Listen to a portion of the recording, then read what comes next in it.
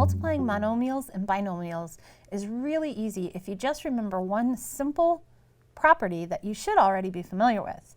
That property is the distributive property of multiplication over addition.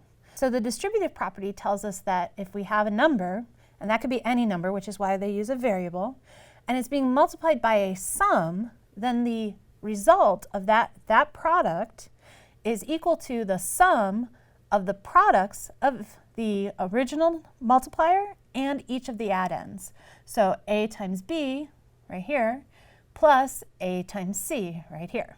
Now, the distributive property of multiplication over addition also works with monomials and binomials, which is to say that you don't necessarily have to have numbers for each of these variables. You can have some of them be variables or all of them be variables.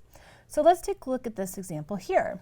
If we want to use the distributive property, I'm going to take the entire multiplier here, 5x, and distribute it to each addend inside the parentheses. Okay, so each term inside the parentheses is an addend, and that's what I need to multiply it by. So I'm going to take 5x and multiply it by 2x, which is the first addend, and then I'm going to add that to 5x, which is also being multiplied by the second addend, which is 9. Now remember, using the commutative and associative properties, you can regroup and reorder multiplication. 5x times 2x is really 5 times x times 2 times x. So I can multiply these in a different order and do 5 times 2, which gives me 10. And x times x is x squared, or x to the second power. And then the same thing over here, 5 times x times 9 can be reordered to be 5 times 9, which is 45. And multiply that by x, and we just get x, 45x.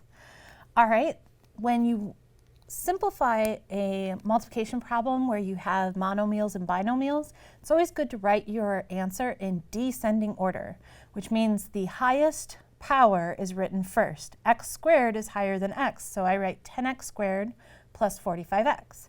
Any constants are always written last. In this case, I had no constants, so I just wrote them in descending order. First the x squared term, then the x term. And this polynomial here, or binomial in this case, is of order 2, because the term x squared has the highest exponent, and that exponent is 2.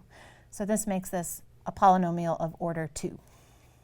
All right, let's look at this last example really quick and see if that works as well. Remember, the entire multiplier, 3x squared, this is all being multiplied by this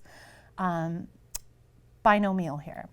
And one thing I'm going to do, just to keep my signs clear, is I'm going to go ahead and add in a plus sign here. So subtraction, remember, is adding the opposite. And that's just so that I don't lose track of my negative signs as I work through this. I may turn it back into a subtraction sign later, but if I end up multiplying by a negative, I won't. So doing this kind of keeps my work in order for me. All right, so I'm going to distribute the 3x squared to the 4x, and then to the other addend, the negative 6. Okay, so I get 3x squared times 4x, and then plus, because remember I changed that to plus on purpose so that I could have distribution of multiplication over addition. And we have 3x squared, which is multiplied by negative 6.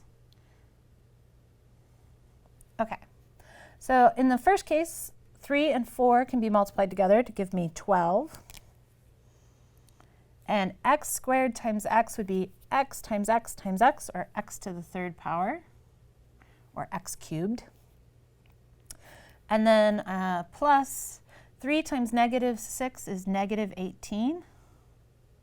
And then x squared is the only x term, so you just write x squared. And here, instead of leaving that like that, we can simplify that a little bit by getting rid of the plus and changing that back to a minus. So 12x cubed minus 18x squared. So this is a binomial of order 3, because the third power is the highest power here.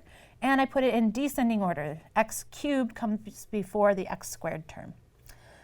So that's pretty much all there is to multiplying monomials and binomials. You just use the distributive property, which really isn't that different from the actual distributive property the way you learned it with numbers. Now later you'll learn how to apply the distributive property to more than just a monomial times a binomial. You'll also look at polynomial multiplication.